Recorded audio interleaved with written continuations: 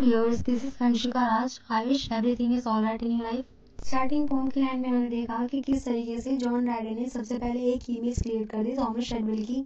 उसके बाद वो कहते हैं कि वो सारी क्वालिटीज़ जो एक बेवकूफ़ राजा के लिए होनी चाहिए वो सारी क्वालिटीज़ थॉमस शेडवेल में है, इसीलिए उनका कोरोनेशन होना चाहिए। और जिस तरीके से थॉमस शेडवेल का मजाक उड़ाते हुए जॉन ड्राइडन कहते हैं कि जब मैं पुर्तगाल में था तभी मैंने तुम्हें देख लिया था कि तुम लंदन में थेम्स रिवर से आ रहे थे। इस तरीके से हम देख सकते हैं कि जॉन ड्राइडन ने किस तरीके से सटायर किया है थॉमस शेडवेल पे और ब्यूटीफुली तरीके से उनकी इंसल्ट की है।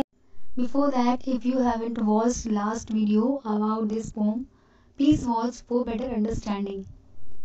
Without further delay, let's get started remaining pome of the summary. Next की लाइन में जॉन ड्राइडन कहते हैं कि हाँ, तुम तो ऐसे आए हो जैसे कि तुम सेना को कमांड कर रहे हो और तुमने बहुत बड़ी जंग जीत ली हो। साथ ही वो एक प्ले का रेफरेंस देते हैं जो कि थॉमस शेडवेल का है, जिसका नाम है episode black and toast. Methinks I see the new Arion sail. Arion musician और ग्रीक पोइट थे उस टाइम के। तो जो एलिसन थे जब वो घर जा रहे थे तो उनको कुछ सेलर्स ने पकड़ लिया था। तो उनको बोले तो उन्होंने डिसाइड किया था उन लोगों ने कि वो इनको मार देंगे और उनका जो भी सामान है वो लूट लेंगे। तो उसके बाद लेकिन इसके पहले उन्होंने उनको बोला था कि एलिसन की जो भी लास्ट विश हो वो कर सकते हैं, यानी वो अगर उनका गाना गाने का मन हो तो वो गा सकते हैं क्योंकि वो म्यूजिशियन थे। इसीलिए उनको ये ऑप्शन दिया गया था कि वो कोई भी सॉन्ग गा सकते हैं जो भी उनका मन हो। बट सॉन्ग गाते गाते एलिसन पानी में कूद गए थे और उनको डॉल्फिन के द्वारा बचा लिया गया था और इस तरह से डॉल्फिन ने उनको नदी के किनारे रख दिया था।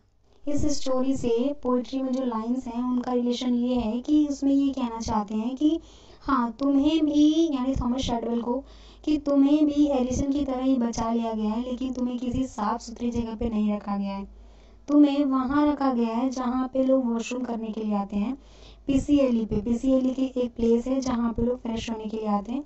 तो वो कहते हैं कि तुम्हें ऐसी जगह पे रखा गया है और तुम हमेशा वहीं रहोगे। इसीलिए जॉन ड्राइडन कहते हैं कि methinks I see the new Arion sail about thy boat the little fishes throw.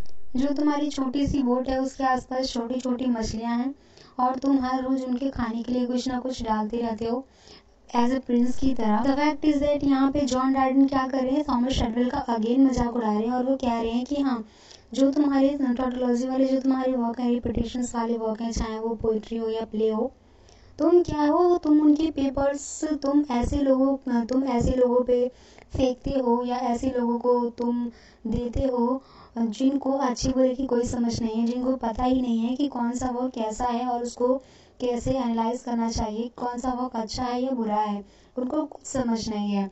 और वो लोग भी तुम्हारी ही तरह हैं और इसीलिए वो तुम्हारे जो वर्क है उनको एंजॉय करते हैं। एसटीएनयू उस टाइम के फेमस कोरियोग्राफर थे। आगे पोइट्री कहते हैं कि जो एसटीएनयू हैं वो भी तुम्हारी पोइट्री को फीड नहीं करवा सकते, ना ही राइम करवा सकते हैं। As we know that steps के थ्रू ही हम डांस को अमेजिंग तरीके से, ब्यूटीफुल तरीके से प्रेजेंट कर सकते हैं। उसी तरीके से पोइट्री में फीट के थ्रू ही हम जो पोइट्री है उसको अच्छा दिखा सकते हैं, राइमिंग स्कीम के थ्रू हम अच्छा दिखा सकते हैं। तो जॉन ड्राइडन थॉमस शेडवेल का मजाक बनाते हुए कहते हैं कि जो एसटीएनयू हैं उनके भी जो फीट हैं तुम्हारी पोइट्री को फीट नहीं करवा सकते, क्योंकि तुम्हारी पोइट्री इतनी बेकार होती है उसका कोई कुछ नहीं कर सकता। उसके बाद थॉमस शेडवेल के कुछ प्ले के कैरेक्टर्स का नाम लेते हुए कहते हैं, जैसे सिंगलेटन, विलेरियस। जॉन ड्राइडन कहते हैं कि चाहे तुम कैसा भी वर्क लिख लो, तुम कितने भी प्ले क्यों ना लिख लो, तुम किसी भी तरह का एलिमेंट्स डाल लो, कोई भी थीम रख लो, लेकिन जो तुम्हारे वर्क होते हैं वो गार्बेज ही होते हैं। तुम डलनेस के लिए ही बने हो।